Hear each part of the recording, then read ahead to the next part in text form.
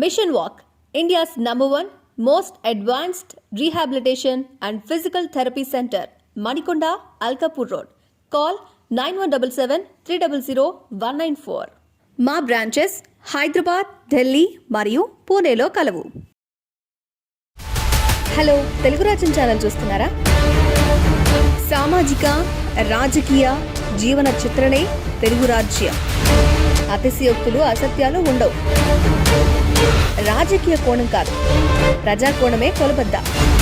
తెలుగు రాజ్యం వీక్షణ మీ ఉత్తమ అభిరుచికి నిదర్శనం. నాయుడు గారు, రఘురామకృష్ణరాజు గారు రాష్ట్ర రాజకీయాల్లో ఒక విలక్షణమైన నేత. 2019 ఎన్నికల్లో వైకాపా ద్వారా వారు గెలిచినప్పటికీ నరసాపురం లోక్సభ నుంచి ఆ తర్వాత వ్యతిరేకించారు, వెలుపలికి వచ్చారు. భారతీయ జనతా పార్టీ ఖచ్చితంగా తనకి నరసాపురం లోక్సభ నుంచి పోటీ చేసే అవకాశం ఇస్తుందని ఎంతగానో ఆశించారు. అట్లాగే గడిచిన 5 సంవత్సరాల్లో కూడా వారు రాష్ట్ర వ్యాప్తంగా వారు గణనీయంగా గుర్తింపు పొందారు. అటువంటిది ఈవేళ ఉండి శాసనసభ నియోజకవర్గం నుంచి వారు పోటీ చేస్తున్నారు. దీనిని మీరు ఎట్లా విశ్లేషిస్తారు? ఇది రఘురామకృష్ణరాజు గారికి తెలుగుదేశం ఇచ్చిన ఒక హ్యూమిలియేటింగ్ కన్సలేషన్ ప్రైజ్ అని నేను అనుకుంటున్నాను. ఎందుకు?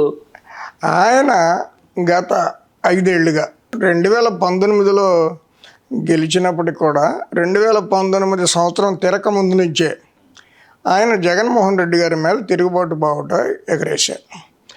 ఆయన్ని పార్టీలోంచి బయటికి పంపించాలనో, ఆయన సభ్యత్వాన్ని రద్దు చేయించాలనో, ఆయన మీద నరసాపురం నియోజకవర్గంలోని వైసీపీ ఎమ్మెల్యేల చేత తిరుగుబాటు ఆయన పైన చేయించాలనో వైసీపీ పార్టీ కూడా అనేక ప్రయత్నాలు చేసింది. ఆయన్ని లోకసభ సభ్యత్వం నుంచి అనర్హుడిగా ప్రకటింపు చేయాలని చెప్పి చేయని ప్రయత్నం లేదు.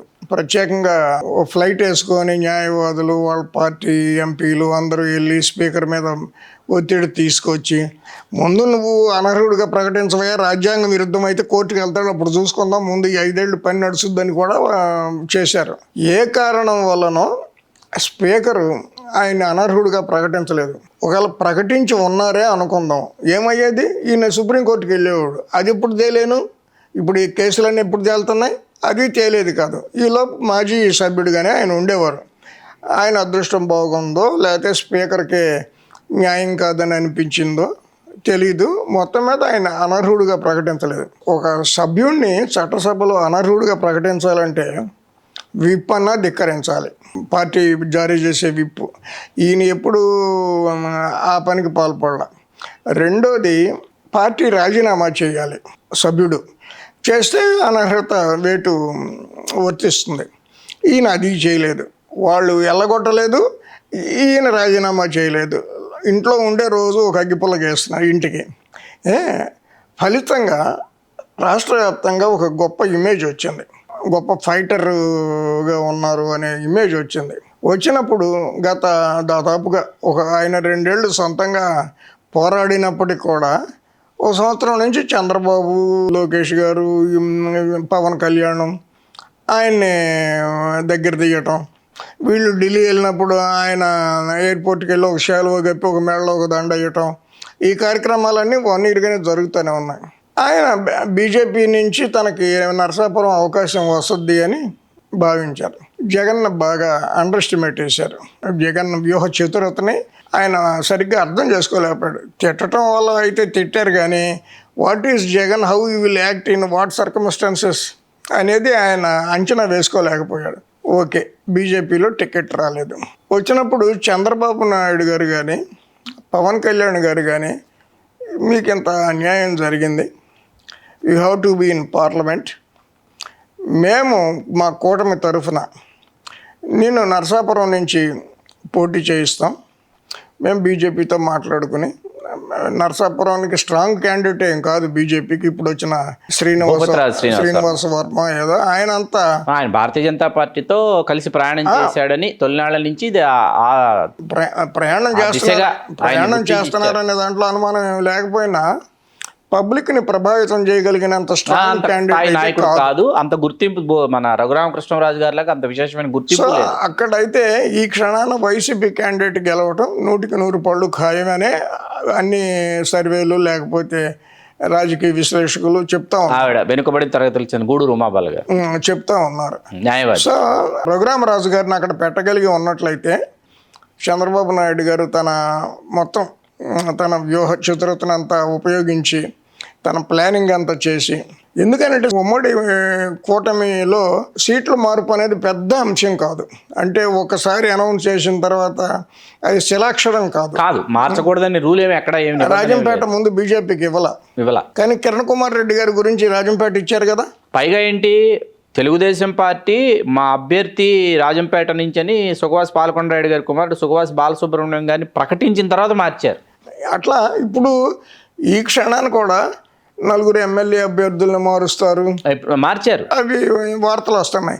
వాళ్ళని ఎట్లా మార్చారో ఒకసారి అనౌన్స్ చేసిన తర్వాత ఓడిపోతే మటుకు ఏమైంది, 4 సీట్లు పోతాయి. బీజేపీ సీటు వాళ్ళకి పోతుందని తెలిసే కదా శ్రీనివాస వర్మ గారికి ఇచ్చారు. మరి ఈ సీట్లు కూడా పోతాయి. ఏముంది, నష్టం ఉంది? మరి మీరు అంత ఆర్భాటంగా దేవుడికి పూజలు చేసి, యజ్ఞాలు చేసి, యాగాలు చేసి, ముహూర్తం పెట్టుకొని మీరు జాబితా ప్రకటించిన దాంట్లో వాళ్ళ పేర్లేక ఇవి కూడా ఇప్పుడు ఎట్లా మార్చారు? ఎన్ని రోజుల తర్వాత వాళ్ళు ఇంత ప్రచారం చేసుకున్న తర్వాత వాళ్ళు సరైన వాళ్ళు అభ్యర్థులు కాకపోతే మీకు ముందు తెలియదా వాళ్ళు తగిన అభ్యర్థులు కారు అనే సంగతి తెలియరా? అందువల్ల ఏంటంటే రఘురామరాజు గారికి చంద్రబాబు నాయుడు గారు, పవన్ కళ్యాణ్ గారు తగిన న్యాయం చేయలేదు. వాళ్ళు జగన్ మీద ఫైట్ చేస్తున్నారు. మామూలుగా పనసకాయ పొట్టుని కత్తెట్టి కోసినట్టు కోస్తున్నారు. వైసీపీ విధానాలను కానీ, జగన్ పద్ధతులను కానీ అన్నిటిని తీవ్రంగా విమర్శిస్తున్నారు. రఘురామరాజు గారు అదే పని చేస్తున్నారు. అనేక కోణాల్లో రఘురామరాజు గారు ప్రధానమంత్రికి ఉత్తరం రాయటం, హోమ్ మినిస్టర్కి ఉత్తరాలు రాయటం, ఎలక్షన్ కమిషన్కి ఉత్తరాలు రాయటం, ఇక్కడ విమర్శించటం, మధ్యాహ్నం పూట రెచ్చబండ, పొద్దుటి పూట గుడ్ మార్నింగ్ అంటూ నిన్న వచ్చిన పేపర్లో కటింగ్లు పెట్టడం ఒక అల్లరి కాదు. మీరు అదే చేస్తున్నారు. ఇద్దరిని ఎందుకు ఆయన్ని ప్రమోట్ చేయలేకపోయారు ఇద్దరు కలిసి అనేది పాయింట్.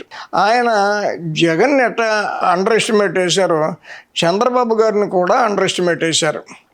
చంద్రబాబు గారు he will take care of my political future అని రఘురామరాజు గారు నమ్మారు. పూర్తిగా నమ్మారు. చంద్రబాబు నాయుడు గారు ఏం చేశారంటే ఇంత నమ్మిన తర్వాత, జనంలో ఇంత ఆయనకి పాజిటివ్ రెస్పాన్స్ వస్తున్న తర్వాత ఇక ఎక్కడో చోట విదిలించకపోతే బాగుండదు, పబ్లిక్ ఇమేజ్ తనకు కూడా దెబ్బతింటుంది. And not only that, Telugu Desam క్యాండిడేట్లకు 1/2%, 1/4% ఓటింగ్ స్ట్రెంగ్త్ తగ్గుద్ది చాలా చోట్ల. రఘురామరాజు గారికి దెబ్బేశారు. మరీ ముఖ్యంగా పశ్చిమ గోదావరి జిల్లా ఈస్ట్ వెస్ట్లో కూడా ఆయనకి ఈస్ట్తో సంబంధాలు ఉన్నాయి, వెస్ట్తోనూ సంబంధాలు ఉన్నాయి. భీమవరమేగా. ఇవన్నీ ఆలోచించి సర్దిపోయిన కూర పొద్దునెవరు అడుక్కోవడానికి వచ్చాడు, అడిగి అయిపోయావా అన్నట్టుగా ఒక పనికిరాని ఒక శాసనసభ స్థానాన్ని ఉండి పనికిరాదని అంటలా నేను, లేకపోతే 175లో 1 అది గెలిస్తే ఏంటి, గెలవపోతే ఏంటి, గెలవనివ్వకుండా జగన్ గారు తగిన జాగ్రత్తలు తీసుకుంటాడు, అది వేరే విషయం. కుప్పంలో ఎంత శ్రద్ధ పెడుతున్నారో, పిఠాపురంలో ఎంత శ్రద్ధ పెడుతున్నారో, ఉండిలో కూడా అంత శ్రద్ధ పెడుతున్నారు. గెలిస్తే ఆశ్చర్యమే. కుప్పంలో గెలుస్తారని నేను అనుకుంటున్నాను. పిఠాపురం గురించి నేనేం సర్టిఫికెట్ ఇవ్వను. ఉండిలో గెలవడానికి ఈయన చాలా శ్రమ పడాలి. ఎందుకంటే కొత్త నియోజకవర్గం కదా. గతంలో నరసాపురం నియోజకవర్గంలోని నియోజకవర్గాల్లో ఇది కూడా ఒకటి అయి ఉన్నప్పటికీ కూడా అంత ఈజీ కాదు రఘురామరాజు గారు గెలవటం. నిజానికి రఘురామరాజు గారిని తెలుగుదేశం స్టార్ క్యాంపెయినర్గా పెట్టి స్టేట్ అంతా తిప్పాలి.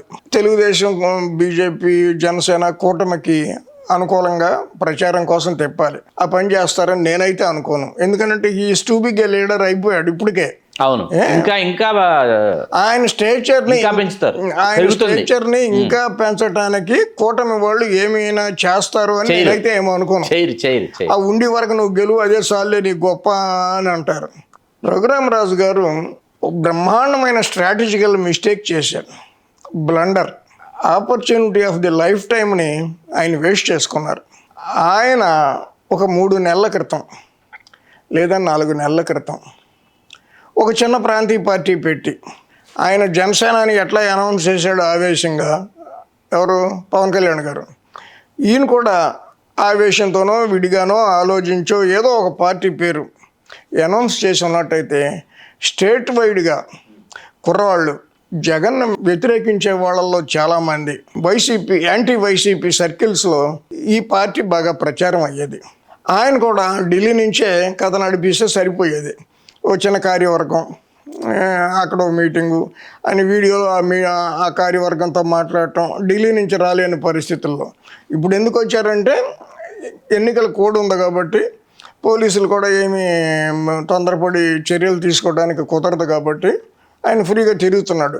అప్పుడు కోడ్ లేకుండా ఉన్నంత కాలం వరకు ఆయన ఢిల్లీ నుంచి ఈ వీడియో కాన్ఫరెన్సుల ద్వారానో వాటి ద్వారానో వీటి ద్వారానో స్టేట్లో ఉన్న ఆయన అభిమానులతో మాట్లాడుతూ బండి నడిపించుకుని ఉంటే, ఇవాళ ఆయన ఒక 10-20 సీట్లు నేను పోటీ చేస్తున్నాను అనేటప్పటికి ఇమీడియట్గా అభ్యర్థులు దొరుకుతారు. ఒకటి, కూటమి కూడా అలర్ట్ అయిపోయేది. 2, మహాసేన అని ఆయన రాజేష్, ఆయన జగన్ని తిడతా వీడియోలు పెడతా పాపులర్ అయితే ఆయన టికెట్ ఇచ్చాడు చంద్రబాబు నాయుడు. పీగన్నవరం నుంచి మళ్ళీ అతనే వైదొలిగా వెళ్ళండి రాజేష్ వైదొలిగా. ఇంకొక ఆయన శ్రీనివాసరావు, కొలికపూడి శ్రీనివాసరావు అని ఆయన జగన్ని తిడతా ఈ టీవీల్లో డిబేట్లో పాల్గొన్నాడు.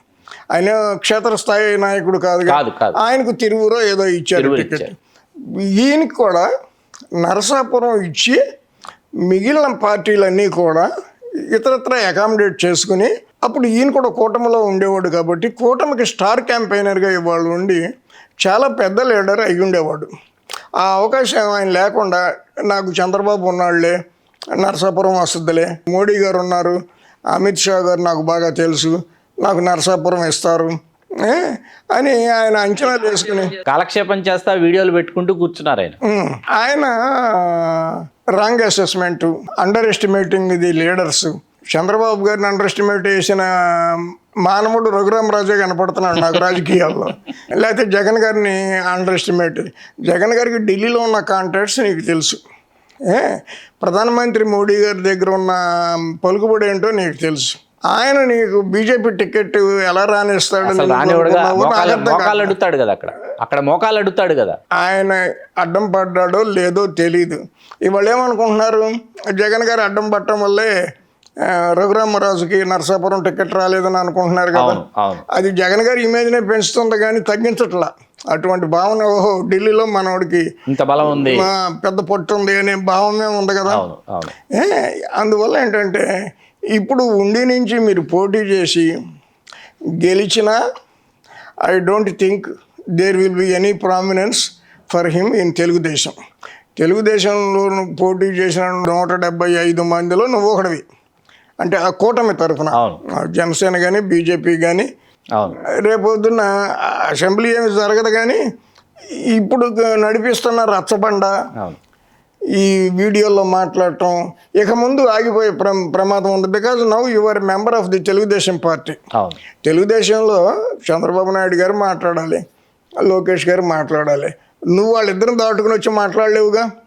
So you have to abide by the discipline of the party. అందువల్ల అన్ని విధాలుగా చేసిన పోరాటం అంతా చేసి చివరికి వచ్చేటప్పటికి నిష్ఫలం అయిపోయింది అనేది నా భావన. నమస్తే, నేను మోనిక. తెలుగు రాజ్యం ఇక ఊరూరా రాబోతోంది. దినదిన ప్రవర్ధమానమవుతున్న తెలుగు రాజ్యం ఛానల్కు 2 తెలుగు రాష్ట్రాల్లోని 42 లోక్సభ నియోజకవర్గాల నుంచి న్యూస్ కంట్రిబ్యూటర్స్గా వ్యవహరించడానికి యువతను ఆహ్వానిస్తోంది. జర్నలిజం పట్ల ఆసక్తి, కనీస సామాజిక రాజకీయ పరిజ్ఞానం, స్థానిక పరిస్థితులపై మంచి అవగాహన, స్థానిక పరిచయాలు, గౌరవప్రదమైన జీవనం ఉంటే సరికొత్త సామాజిక విప్లవంలో మీరు కూడా భాగస్వాములు కావచ్చు. మీ అంతరంగాన్ని ఆవిష్కరించవచ్చు. ప్రతి లోక్సభ నియోజకవర్గ పరిధిలో 2కి అవకాశం ఉంటుంది. 30 నుంచి 35 ఏళ్ల మధ్య వయస్కులై జర్నలిజం పట్ల అభిరుచి, ఆసక్తి కలిగిన యువతి యువకులు తమ వివరాలు, జీవన విధానం, ఆసక్తి గల ప్రాంతం, పాస్పోర్ట్ ఫోటోతో కలిపి ఈ దిగువన నంబర్కు వాట్సాప్ చేయొచ్చు. నంబర్ 8125150555.